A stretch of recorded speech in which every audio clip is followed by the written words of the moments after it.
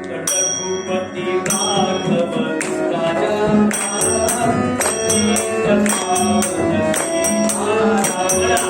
रघुपति राघव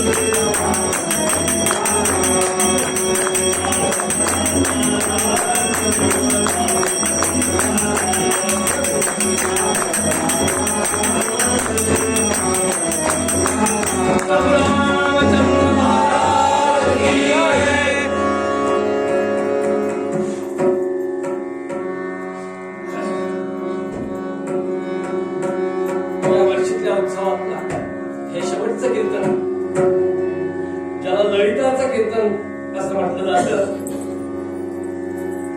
आणि खऱ्या अर्थाने ते महत्वाचं असतं.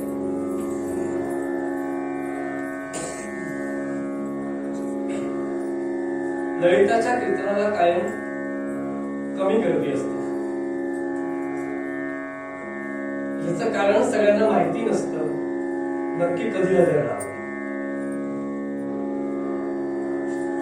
लग्न हा विषय सगळ्यांना माहिती आहे. लग्नामध्ये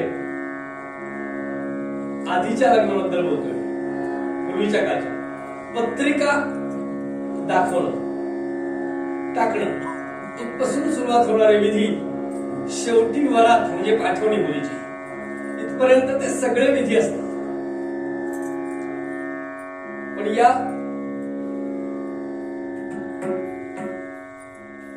या सगळ्या विधीमध्ये 3 वया महत्वाच्या असतात. विधी भरपूर आहेत लग्नात, मी पत्रिका दाखवण्यापासून वरातीपर्यंत म्हणतोय, पण याच्यामध्ये 3 महत्वाच्या गोष्टी. एक, लग्नाचा मुहूर्त. बघा जास्तीत जास्त गर्दी तिथे असते की नाही? मुहूर्ताच्या वेळेला गर्दी जास्त असते. नंबर 2, जेवणावर लग्नाची. आणि नंबर 3, वरात. लग्नामध्ये खूप विधी आहेत, पण 3 वेळा महत्वाच्या आहेत की जिथे जास्त गर्दी असते. मग तेच मी उचलून तिकडचं इथे बरोबर आणून सोडतो. उत्सव खूप दिवस चालतो, पहिल्यापासून शेवटच्या दिवसापर्यंत खूप कार्यक्रम त्याच्यामध्ये असतात, पण त्याच्यात महत्वाचे 3 असतात. एक, जन्म. दुसरा, काल तुमचा झाला तो जेवणावर. आणि तिसरा, ललित. याच्यामध्ये देखील ललिताचं कीर्तन जास्त महत्वाचं असतं. आधीच्या उत्सवातल्या कोणत्याही कार्यक्रमाला किंवा कोणत्याही कीर्तनाला आजचं 5वं कीर्तन म्हणून म्हणतोय. जे आले नाहीत पण आज आले ते खरे भाग्यवान. आणि जे आधी 1, 2, 3 कीर्तनाला आले पण आज आले नाहीत ते दुर्दैवी आहेत. लक्षात घ्या, पटवून देतो. कोणताही उत्सव सुरुवातीपासून आपण करायचं नियोजन करतो, त्याच्यामध्ये आपण सगळे भक्त आहोत त्याचे. तनमन धनाने आपण त्याची सेवा करत असतो. उत्सवाच्या काळामध्ये प्रत्येक जण आपल्या कृतीप्रमाणे जमेल ते, झेपेल ते, त्याच्याजवळ जे काय असेल ते अशी सेवा त्याची करत असतो. ही सगळी सेवा त्याच्या चरणी वाहण्याचा हा क्षण असतो. आणि याच वेळेला फक्त तो ही सेवा त्याच्या चरणी वाहिल्यामुळे तुमच्या आमच्यावर कृपा करत असतो. कृपा आशीर्वाद देतो, ज्याला आपण प्रसाद म्हणतो. ललिताचा प्रसाद म्हणजे त्याची कृपा होणं. मग त्याच वेळेला जर आम्ही इथे नसलो, जेव्हा तो कृपा करणार आहे, ती वेळ जर आम्ही चुकवली तर आम्ही दुर्दैवी आहोत. म्हणजे असं बघा की आता मला अतिशय महत्वाचा ज्याला मोस्ट IMP म्हणूया असा फोन यायचा आहे, मेसेज यायचा आहे, आणि त्यावेळेला नेमकी मला इथे रेंज नाही, माझा मोबाईल डिस्चार्ज झालाय आणि माझ्या मोबाईल मध्ये काहीतरी प्रॉब्लेम आहे, तर मी दुर्दैवी ठरेन की नाही? नेमकं हेच उदाहरण, जेव्हा तो कृपेचा आशीर्वाद तुमच्या आसुद्धाकाळीतल्या सगळ्या भक्तांना देणार आहे, तेव्हा तुमचा हा देहरूपी रिसिव्हर तुम्ही ते आणला नसलात ना, तर ते तुमचं दुर्दैव आहे. आज तो कृपा करणार आहे तुमच्यावर, मग ती कृपा तुमच्यावर व्हावी म्हणून तुम्ही आज इथे असणं याला महत्व आहे. म्हणून ललिताचं कीर्तन महत्वाचं. मी करतोय म्हणून महत्वाचं नाहीये, कुठेही असू दे. लक्षात घ्या, या वेळेला त्या ठिकाणची स्थानदेवता आपल्याला कृपा आशीर्वाद देत असते. आणि म्हणून याला मागण्याचं कीर्तन असं म्हणतात. आणि ते शक्यतो रामकथेत केलं जातं, कारण शेवटी भगवंताच्या त्या रूपाला सिंहासनावर बसवायचं. हा सगळा विधी, पुढे तीर्थ प्रसाद वाटप, हे सगळे उपचार आपण करतो. आणि यासाठी ललिताच्या कीर्तनाला शक्यतो रामकथा घेतात, शक्यतो म्हणतो. आणि गेले 7 वर्ष मी तरी ही प्रथा तुमच्याकडे पाहिली. पुढचं त्या मंगलमूर्तीच्या हातात असेल, आणि म्हणून त्याला साधेसा असा अभंग रामाला वंदन करणारा पहिल्यांदा घेतला. आणि आता रामकथा घेणार आहे, पण रामकथा घेणार आहेत म्हटल्यानंतर खूप जणांच्या मनात येतो, बुवा आम्हाला माहिती आहे. काय माहिती असते आपल्याला? लहानपणापासून रामाच्या काही गोष्टी ऐकलेल्या, घरात आजी आजोबांना सांगितल्या असल्या, तर कुठे कीर्तनाला गेलो असलो लहानपणापासून तर काही गोष्टी ऐकलेल्या, थोडंसं वाचन केलेलं असतं, एखादी सिरियल बघितलेली, एखादा पिक्चर बघितलेला. अगदी मी म्हणतो काही प्रकारची जे अगदी अभ्यास असतो त्यांनी काही प्रकारची रामायण वाचली देखील. पण या सगळ्यामुळे बुवा आम्हाला राम कळला, हे इतकं छोट आहे ना, त्यांनी राम नाही कळला, इतका सोपा नाही. दुरितांचं तिमध्ये जाऊन नाटकामध्ये एक वाक्य आहे, आपल्या जवळ राहणाऱ्या माणसाचं अंतःकरण त्याच्या अंतापर्यंत आपल्याला कळत नाही. आम्ही ज्याला त्याला पार्टनर म्हणतो, आमचा जोडीदार म्हणतो, खूप प्रेम असतं एकमेकांचं एकमेकांना, पण त्याचं अंतःकरण त्याच्या अंतापर्यंत कळत नाही. मग कोसो दूर असणारा राम आम्हाला कळला हा विरोध नाही का? एखादा माणूस आपल्याला कळतो असं आपल्याला वाटतं, लक्षात घ्या, हा भ्रम असतो. पण खरं तर त्याची ती बाजू आपल्याला फक्त कळत असते. मी एक उदाहरण घेतो. समजा विद्याधर आहे, हा मला कळलाय असं किती अँगलनी वाटतं, तर त्याच्या वडिलांना वाटतं तो मुलगा म्हणून मला कळलाय, त्याच्या आईला वाटतं तो मुलगा म्हणून ममत्वाने मला कळलाय, त्याच्या पत्नीला वाटतं तो जोडीदार म्हणून मला कळलाय, त्याच्या मुलाला वाटतं तो बाप म्हणून मला कळलाय, त्याच्या मुलीला वाटतं तो बाप म्हणून कळलाय, त्याच्या शेजाऱ्याला वाटतं तो शेजारी म्हणून मला कळलाय, त्याच्या गुरुला वाटतं शिष्य म्हणून कळलाय, त्याच्या मित्राला वाटतं मित्र म्हणून कळलाय. अशा वेगवेगळ्या, तो व्यापारात असेल तर त्याच्या गिरायकाला वाटतं तो धंदेवाला म्हणून मला कळलाय, तो नोकरीत असेल तर त्याच्या सहकार्याला वाटतं तो सहकारी म्हणून मला कळलाय. इतक्या विविध अँगलने माणूस आपल्याला असतो. लक्षात जर साध्या माणसाबद्दल असेल तर रामासारख्या महान माणसाबद्दल तो आम्हाला कळला हे म्हणणं हा विनोद नाही का? एक 4-2 रामकथा माहिती असतात म्हणजे राम कळलेले नाही. मला हा मुद्दा सांगायचा. इतके बारीक बारीक अँगल आहेत कारण त्याच्यात. मी आज एक अक्षरशः तुम्हाला 2 मिनिटांमध्ये सांगू शकेल अशी एक रामकथा तुमच्या समोर मांडणार आहे. पण बघा पुढचा अर्धा तास तुम्ही कसे रंगून जा. तुम्हाला माहिती असणारी रामकथा मी तुम्हाला सांगणार आहे. पण माहिती येतो या गादीवरून, पवित्र स्थानावरून की सगळ्यांना आवडेल. कारण रामामध्ये तितकं महत्व आहे. कथेकडे जाऊया. प्रसंग असा घडला की राज्याभिषेक होणार होता पण तो थांबला. रामाला वनवासात पाठवण्यात आलं आणि त्यांच्याबरोबर लक्ष्मण आणि सीताबाई देखील निघाली. तिघही निघाली. गोमती नदी पार करून पुढे गंगाच्या किनाऱ्यावर आली आणि गंगेच्या किनाऱ्यावर आल्यानंतर पलीकडे जायचं होतं.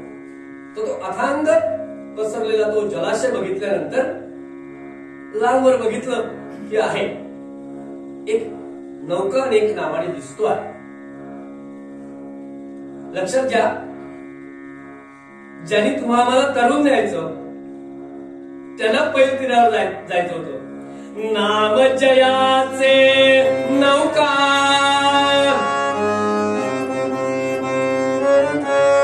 नाम जयाचे नौका, जडमूढासी तरोनी भव जाया.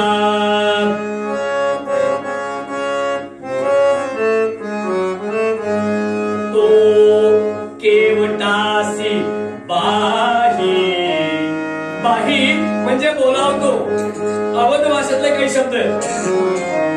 तो केवटासी बाही, भूतनीची जान्हवी नदी तळाया. राम राम राम हरे हरे राम राम.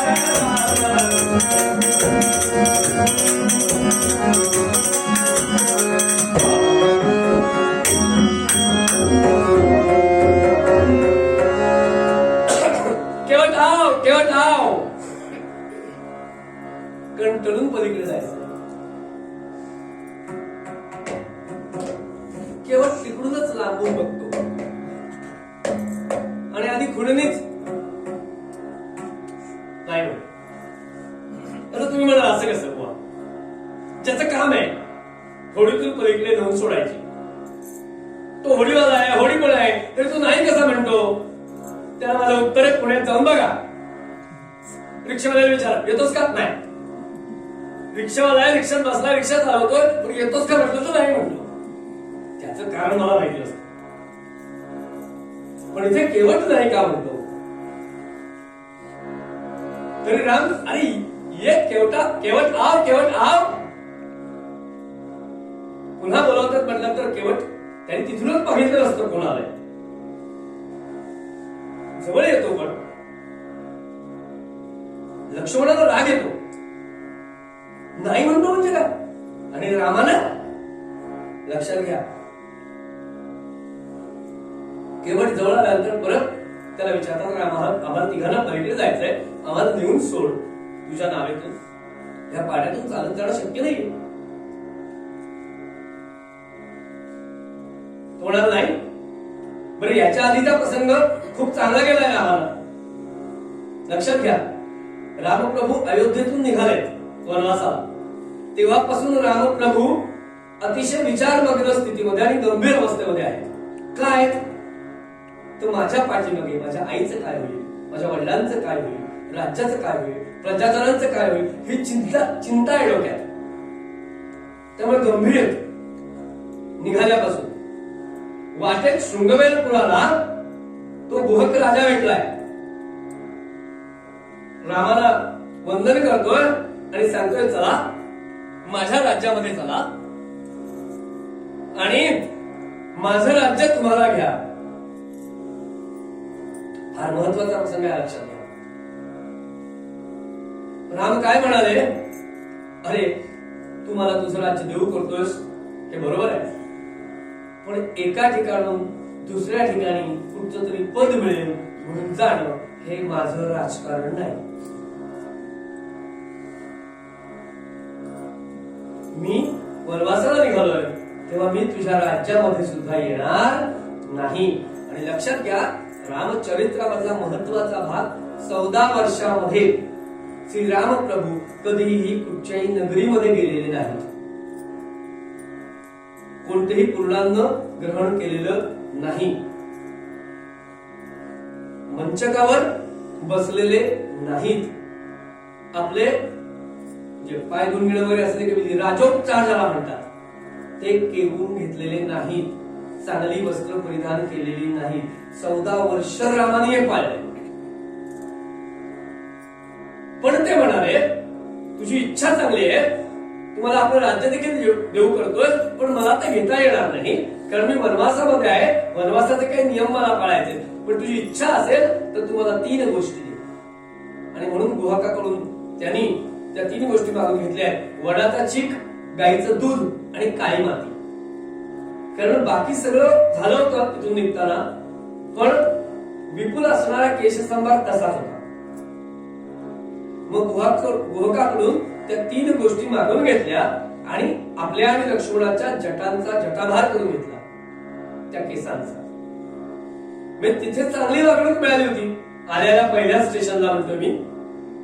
आणि दुसऱ्या ठिकाणी आल्यानंतर याला सांगतात फक्त मला पलीकडे नेऊन सोड, नाही म्हणतो. रामाला पण आश्चर्य वाटलं. लक्ष्मणाला राग आला. रामप्रभूंना नाही सांगतो म्हणजे काय, एका बाणामध्ये पलीकडे जे जाऊ शकतात फुल बांधून. त्याला विचारूया का नेत नाहीस. मग यांनी विचारलं, तू का नेत नाहीस ते तर सांग मला. आणि त्यांनी फार छान सांगितलंय, शेवटचं तर चूक नव्हतं, रामाला नाही सांगलं. का? त्याला भीती होती. तुझा पद पंकजी जादू, तुझा पद पंकजी जादू, राघवा वाटते भीती. तुझा पद पंकजी जादू, राघवा वाटते भीती. तुझा पद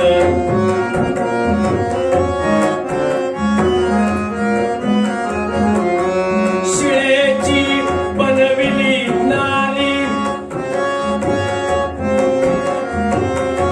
शिळेची बनविली नारी, रघुवीरा चरण रज स्पर्शे, रघुवीरा चरण रज स्पर्शे. तशी नौका सजीव झाल्या भरून मी पोट मग कैसे. तशी नौका सजीव झाल्या भरून मी पोट मग कैसे. भरून मी पोट मग कैसे. भरून मी पोट मग कैसे. मी तुझा मर्म ओळखलाय. खरं तर वेदांनाही नाही कळला अंत फार ज्याचा.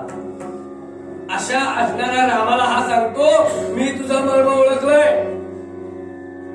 मला माहितीये तू पाय लावलास आणि त्या दगडाची बाई झाली. मग तू जर माझ्या होडीला पाय लावलास, नावेला पाय लावलास आणि तिची बाई झाली. मला घरी बायको आहे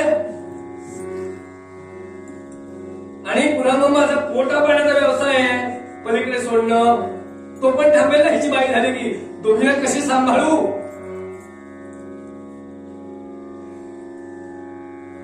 हसू लागला जानकीनाथ तेव्हा,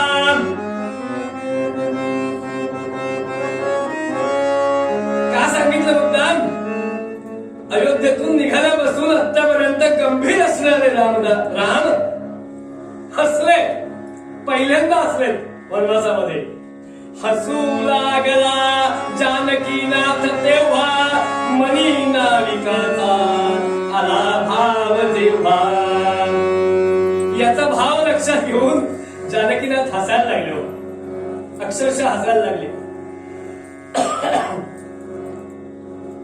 त्यांच्या लक्षात आलं याची काही चूक नाही की अहिल्याचा उद्धार झाला आपल्याकडून. पण त्याला ते समजावत आहे, अरे बाप, नेहमी असं काही होत तर तू काही काळजी करू नको, घाबरू नको.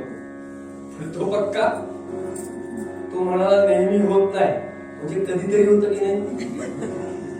मग ही रिस्क मी घेणार नाही.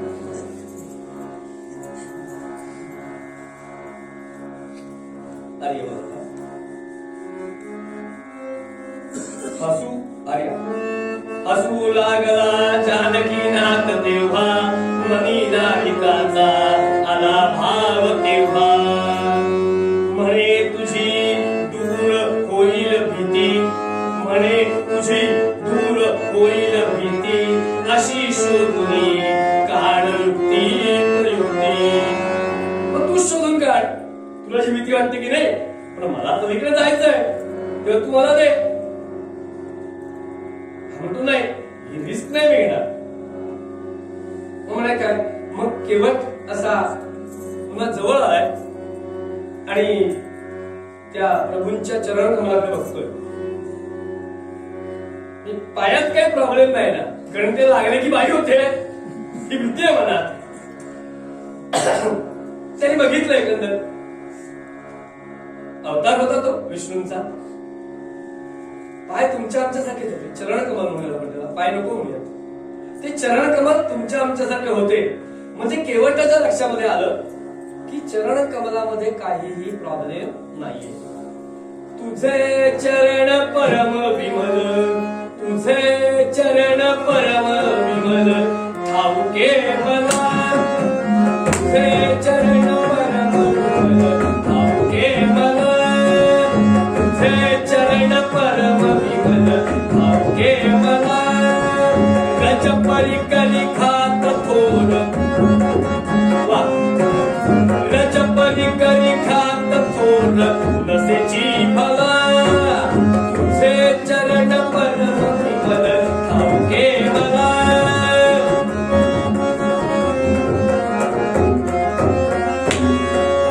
पद प्रक्षालीन तुझे मन हे करी.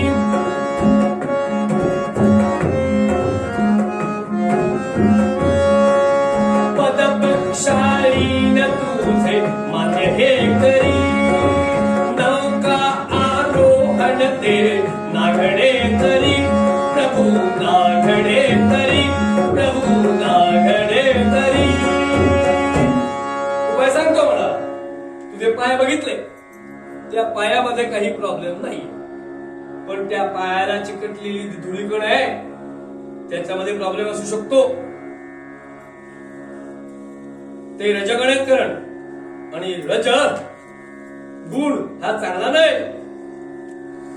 मी तुझे पाय स्वच्छ धुईन, मला पाहिजे तसं, म्हणजे ते रजगण निघून जातील. आणि तुझे पाय धुतले तर तुझ्या पायाचे रजगण धुवून जातील. त्याचबरोबर माझ्या मनातली रजोवृत्ती म्हणजे आसक्ती निघून जाईल. तेव्हा हे दोघांच्या फायद्याचं काय भाव होता लक्षात घ्या.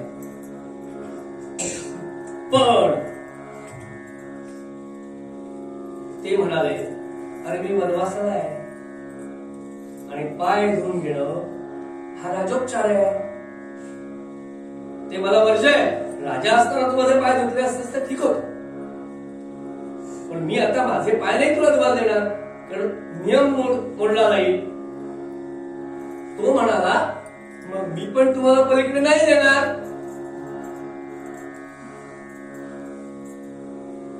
ते म्हणाले, असं काय करतो, आम्हाला पलीकडे जायचं, जा ना म्हणाला.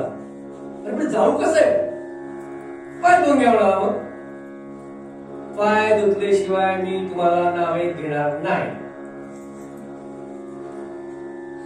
तो अडून बसला आणि पलीकडे जाऊ कसा, तर सांगतो ना म्हणाला, मला माहिती आहे ते कुठे खड्डा आहे काय.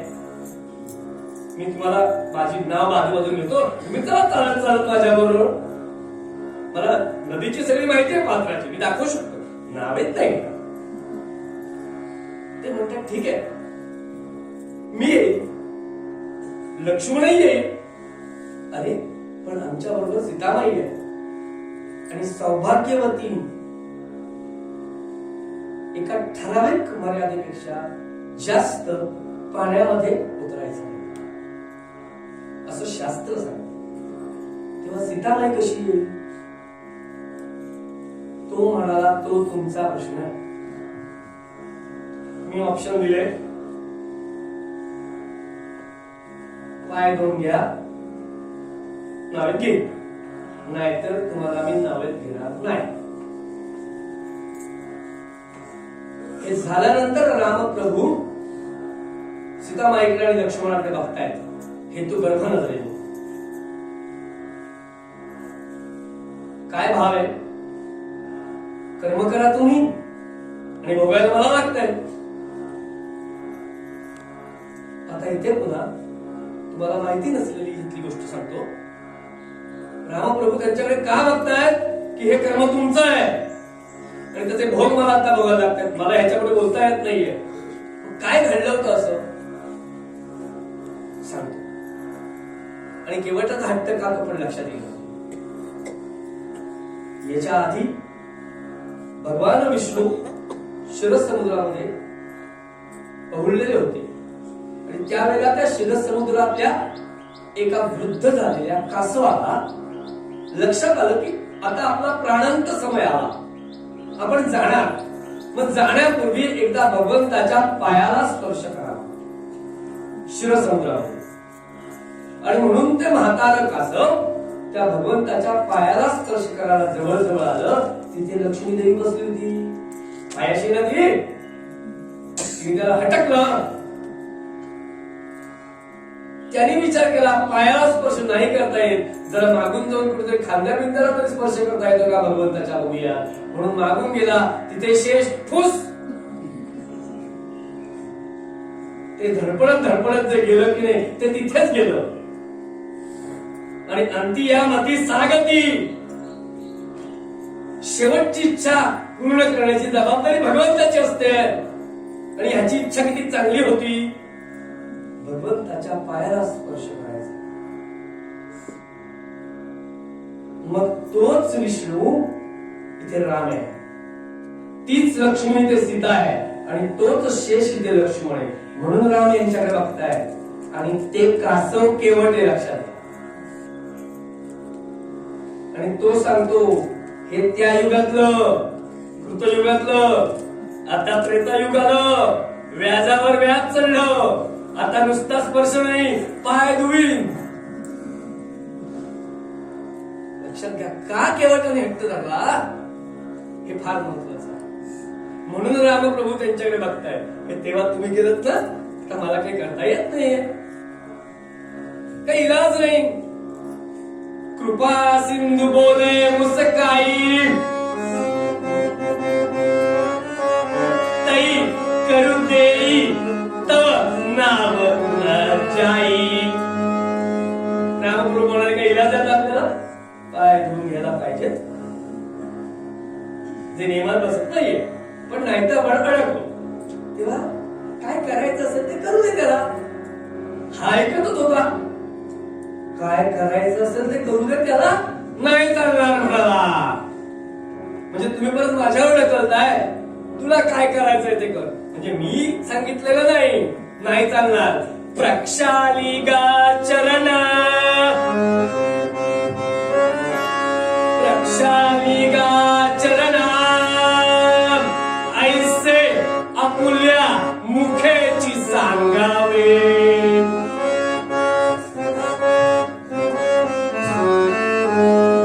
प्रक्षाली गा चरण, ऐसे आपुल्या मुखेची सांगावे.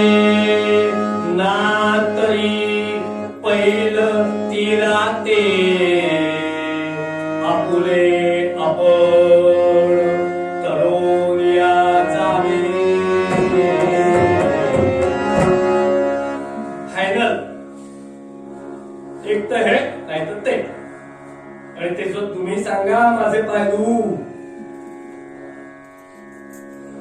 नाईलाज झाला रामप्रभूंचा आणि त्याला परवानगी दिली. वनवासामध्ये आहे पण काही इलाज नाही. ठीक आहे.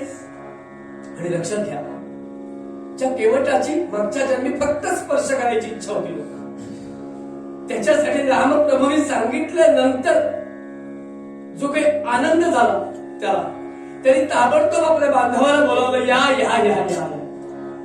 रामप्रभूंना पाय ठेवायला एक लाकडाची तिवट, त्याच्या खाली एक लाकडाची अशी पराती सारखं सगळं, गंगाजल आणलं, जंगलामध्ये पटकन जाऊन फुलं आणली, रान तुळस आणली, अशी सगळी जमवाजमव केली, आपल्या कुटुंबाला जमवलं. त्याच्यासाठी फार महत्वाचा क्षण होता. लक्षात घ्या, आपल्या आयुष्यातच सोनं होणार असा प्रसंग केवटाचा होता की मला भगवंताच्या चरणाची सेवा मिळाली आहे, त्याचे पाय मला आज धुता येणार आहेत. आणि लक्षात घ्या,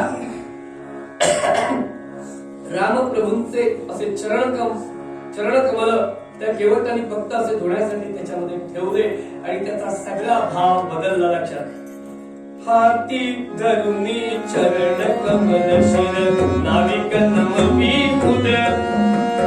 हाती धरुनी चरण कमल शिर नाविक नमवी मुद. हरपले भानवाणी नावते, हरपले भानवाणी नावते, हरपले भानवाणी नावते. ते पाय नुसते हातात घेतल्यानंतर त्या केवटाचे अष्टसात्विक भाव जागे झाले. आणि भगवंता तुझ्या स्पर्शासाठी किती दिवस वाट बघितली. आणि लक्षात घ्या, वाणीचं काम बंद झालं. हरपले भाग केवळ स्वतः विसरून गेला हो पाय धुता धुता. हरपले भाग वाणी नामध्ये कंठ दाटला दूर लोटला, कंठ दाटला दूर लोटला. अश्रूंचा ते धवा अश्रूंचा ते धवा चालला. अभिषेक राघवा चालला, अभिषेक राघवा चालला, अभिषेक राघवा. गंगेचं पाणी आणलं होतं पाय धुवायला भगवंताचे, पण सज्जन हो, गरज लागली नाही फारशी त्या पाण्याची. कंठ दाटला पूर लोटला, अश्रूंचा ते धवा झाला अभिषेकाची राघवा. आपल्या डोळ्यातून गळगळ वाहणाऱ्या अश्रूंनीच त्या भगवंताचे चरण कमल धुतलेत केवटाने. काय भाव असेल लक्षात घ्या.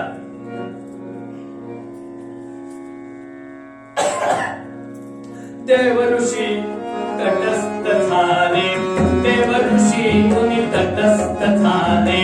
पाहुनी पूजा विधी तयांचा, पाहुनी पूजा विधी तयांचा, पाहुनी पूजा विधी पाहिला ऐसा कोणी न कधी पाहिला, ऐसा कोणी न कधी पाहिला, ऐसा कोणी न कधी.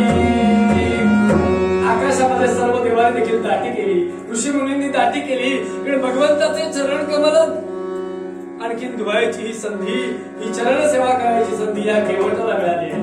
किती वर्ष मी वाट बघतोय भगवंताला सदा स्पर्श करायची, पण ती संधी केवटाला मिळाली. म्हणून सगळ्या आकाशामध्ये जमलेले आहेत.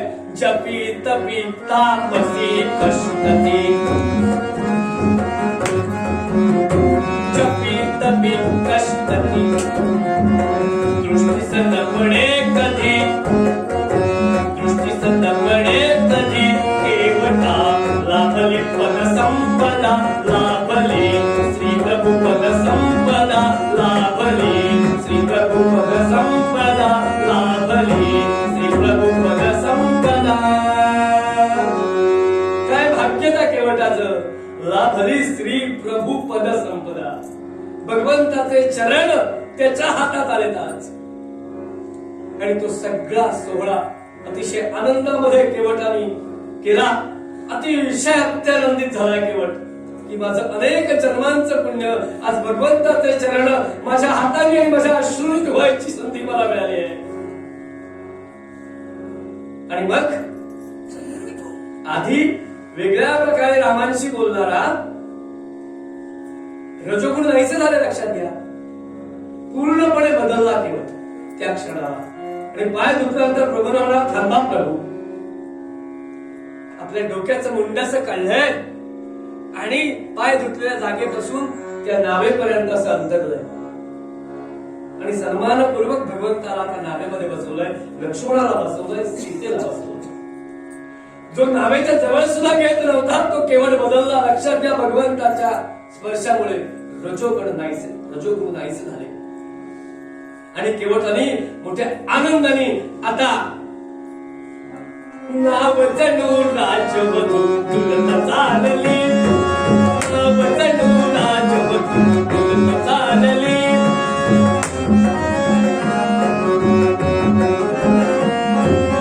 नाव जणू राजवधू दुलत चालली. गंगा जळ पाय घड्या, गंगा जळ पाय घड्या मृदुल पदतळी, गंगा जळ पाय घड्या मृदुल पदतळी. नाव जणू राजवधू दुलत चालली, नाव जणू राजवधू, नाव जणू राजवधू दुलत चालली. आई अतिशय आनंदात ती नाव त्या नदी तीरातून पलीकडे जाते आहे. या तीरातून त्या तीरापर्यंत नाव गेली. केवटाने पुन्हा सांगितलं थांबा, आपलं मुंडस काढलं, नावेतून जमिनीच्या भागापर्यंत या तिघाला उतरवतोय. एवढ्यामध्ये रामाने सीतामाईकडे बघितलं. याला म्हणतात पतिव्रता. किती ओरडून सांगितलं तरी सुद्धा कधी कधी कळत नाही. याला नातं म्हणायचं का?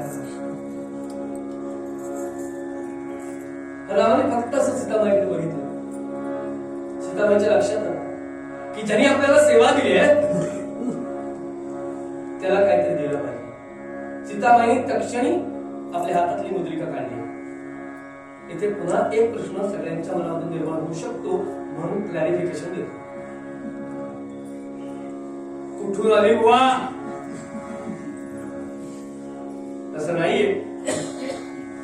वनवासाला निघालेल्या रामप्रभू आणि लक्ष्मण यांनी सगळ्याचा त्याग केलाय, वल्कल नेसून आलेले आहेत. पण कैकेयीला वसिष्ठाने त्या क्षणाला थांबवलंय. सीतेला वनवासात पाठवलेली नाही. तेव्हा तिला ते सगळं उतरवून वल्कल नेसून पाठवायची नाहीये. तिला आहे तशी जाऊ दे. बरोबर, क्लॅरिफिकेशन. त्यामुळे मुद्रिका होती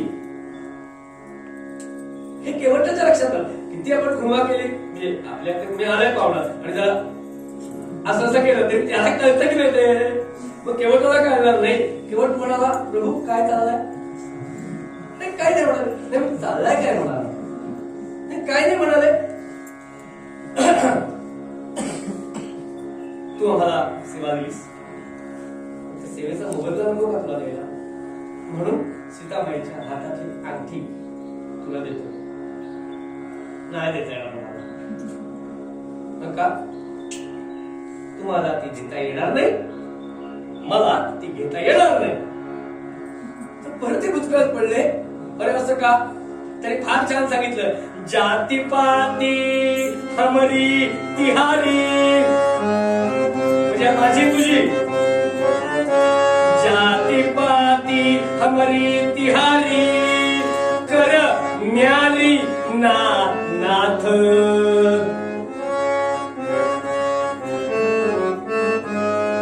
केवट कर्म हू ते, हू म्हणजे मी, ते म्हणजे तू. केवट कर्म हू ते, एकही निहारियो. तुझी माझी जात एक आहे. केवट कर्म, तू काय किंवा मी काय, केवट कर्म करतोय. एकच काम आपण करतोय. मग एकच काम करणाऱ्या माणसाकडून सेवेचे पैसे घेत नाही. भगवंत म्हणाले काय मला कळत नाही. तुम्हाला नाही कसं? नाही से नाही ना लेत, धोबी से धोबी ना लेत.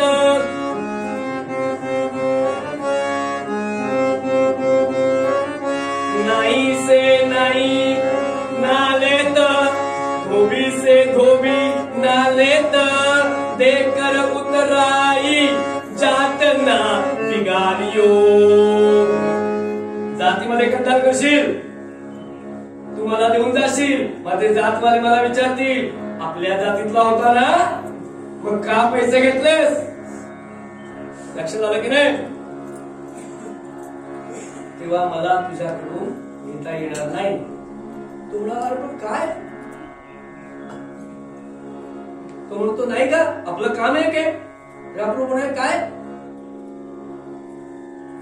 म्हणाल तू काय करतोस? तेच काम मी केलंय. लक्षात घ्या भगवंता, अरे तू सगळ्यांना पैसे द्यायला लावतोस ना, मग आज काय झालं? तू मला बोलावलीस कशासाठी?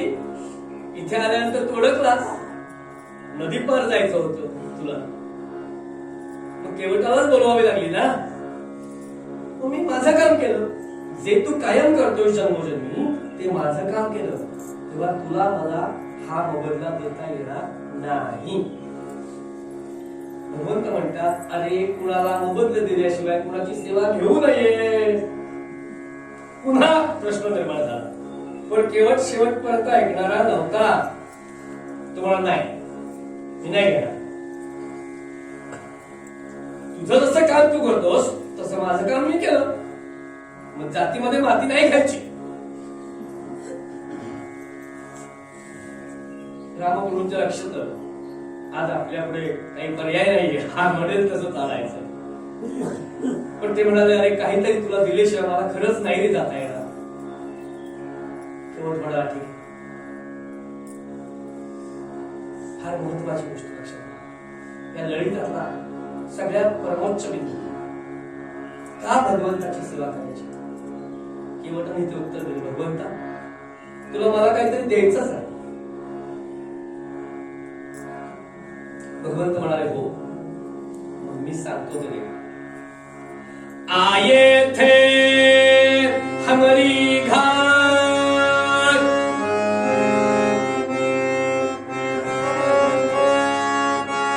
आये थे हमारी घाट, तो ही को उतार दियो. माझ्या घाटावर आलास, माझ्या घाटावर आल्यानंतर या घाटावरून त्या घाटावर जाण्यासाठी तुला पर्याय नव्हता. मी तुला या घाटावरून त्या घाटावर घेऊन गेले. आये थे हमारी घाट, तोही को उतार दियो. भगवंता मागणं माग सांगतोस ते एकच मागणं आहे, आऊंगा जब तिहारी घाट, आऊंगा जब तिहारी घाट, मोही को उतार दियो. काय मागणं मागितलं भगवंताकडे? अरे भगवंता या जन्मामध्ये कधीतरी तुझ्या घाटावर मी येईल ना, तेव्हा तू हे काम कर, मला तुझ्या जवळ घेऊन जा. हा पैलतीर्थ आणून मला पलीकडे दे. जे काम मी आज तुझ्यासाठी केलं, या तीरावरून तुला त्या तीरावर जाऊन सोडली. माझ्यावर प्रत्येकावर आपल्या ही वेळ येणार. म्हणून सांगितलं ललिताचा सर्वोच्च क्षण आहे. काय मागायचंय भगवंताकडे?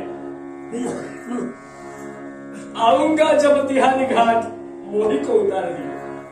भगवंता अरे जेव्हा तुझ्या जवळ येईल ना, तेव्हा मला तुझ्या चरणांचा ठाव दे. काय केवटाचं भाग्य असेल लक्षात घ्या. मागायची संधी मिळाली ते देखील रामप्रभूंजवळ, आणि अशी संधी होती की ते नाही नाही म्हणाले, नाही म्हणून तर शकले नाहीत. त्याच्यानंतर रामप्रभू लंकेमध्ये गेले. पुढचं ते सगळं झालं आणि नंतर लक्षात घ्या, परत येताना रामप्रभू तिथे उतरले, केवटाला आपल्या बरोबर घेतला, अयोध्येमध्ये आणला. आणि केवट हा एक साक्षीदार आहे की 14 वर्षापूर्वी घडणारी होती गोष्ट, ती जी घडली, रामाचा जो दरबार भरला, तिथे केवट साक्षीदार आहे. आणि कसं होतं वर्णन? रत्नजडित सिंहासन, रत्नजडित सिंहासन,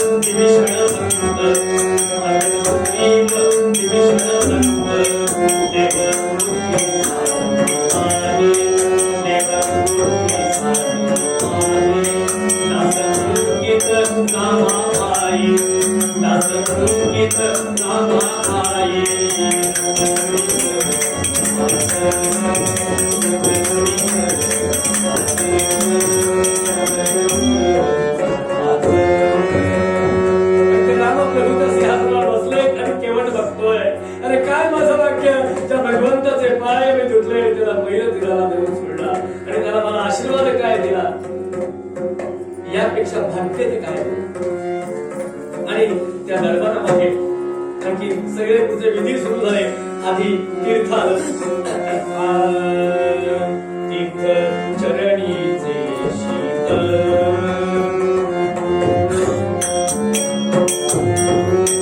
तीर्थ चरणीचे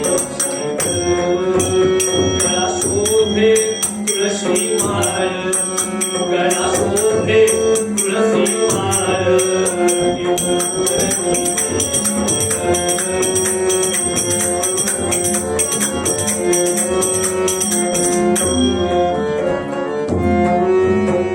तीर्थाचं वाटप सगळ्यांना करण्यात आलं. पाठोपाठ भगवंताचा प्रसाद अर्थात आपण करतो ते उपचार. खरा प्रसाद काय तो मगाशी सांगितला. तो प्रसाद आला. द्यावा प्रसाद द्यावा प्रसाद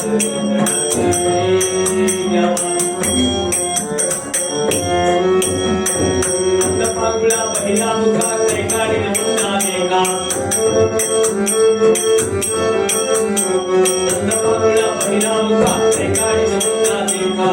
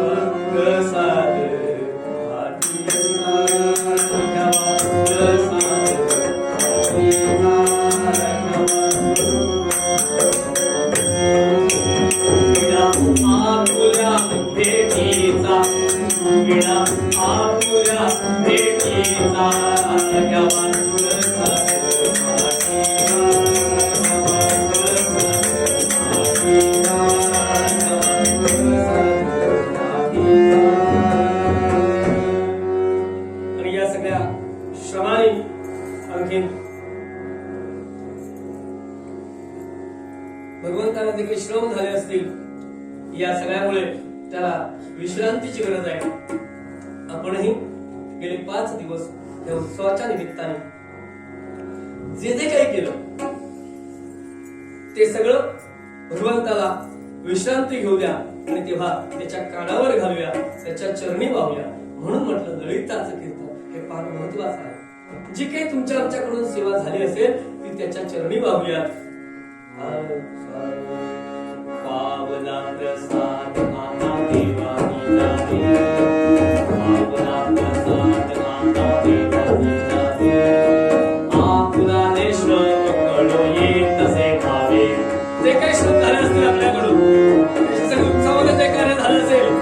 देवाच्या चरणी. आता देवा दिला करा दयाला, दिला करा दयाला, तुले मनोरथ जातो आपुल्या सरा, तुले मनोरथ जातो आपुल्या सरा. भावना प्रसाद आता देवानी जावे, भावना प्रसाद आता देवानी जावे. आपुलाने सर्व गुण येत सेवावे, आपुलाने तुम्हाला तुले आम्ही आपुल्या काना. हा सगळा भगवंताला आपल्या मनामध्ये आल्यामुळे आपण त्रास दिलाय उत्सवाचा. भगवंत सांगायला होता का कुणाला हे करा ते करा? नाही. तुमच्या आमच्या मनामध्ये त्याच्याशी सेवा करावी असं आलं आणि आपण त्याची सेवा केली म्हणून शेवटी माफी मागतोय. आम्ही आपुल्या काना, माझा गडले आम्ही आपुल्या काना. शुभाशुभ करणे दोष हरावया चिंता, शुभाशुभ करणे दोष हरावया चिंता. भावना प्रसाद आता देवानी जावे,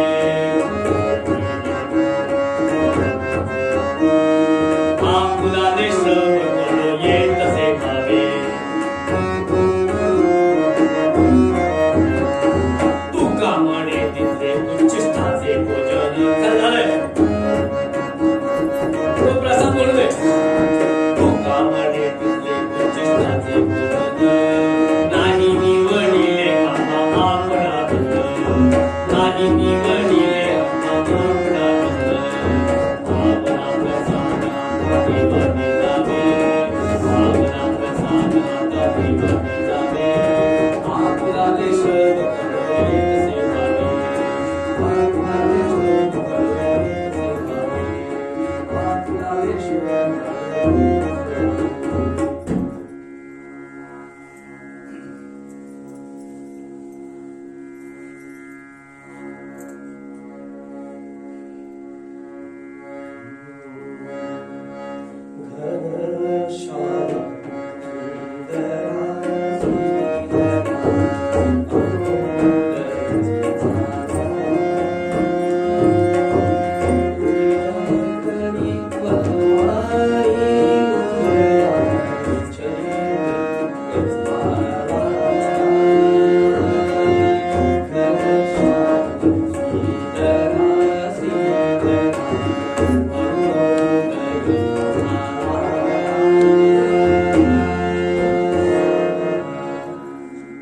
वर्षभर आपल्या आपल्या कामाला पुन्हा सर्वांना भगवंत आशीर्वाद देणार आहे. त्यासाठी आपण तिथे आणून सगळ्यांना आम्ही सोडलेली आहे. यासाठी आज उपदेश काय या अभंगातला आपण घेतला.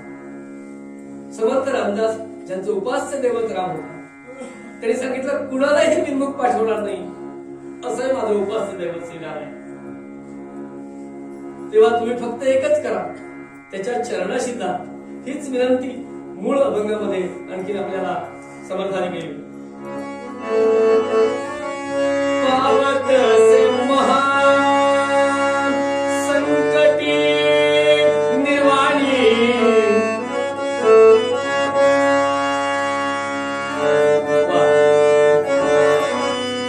पावत से महान संकटी निर्वाणी, राम नाम वाणी उच्चारिता.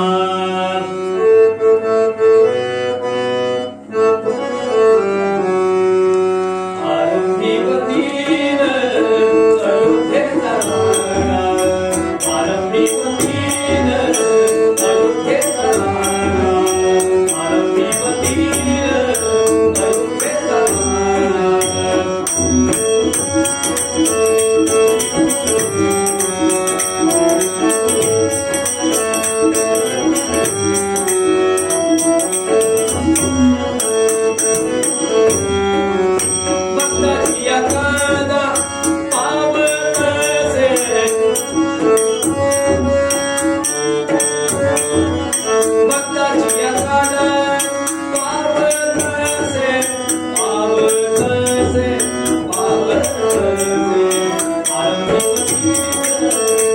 Thank you.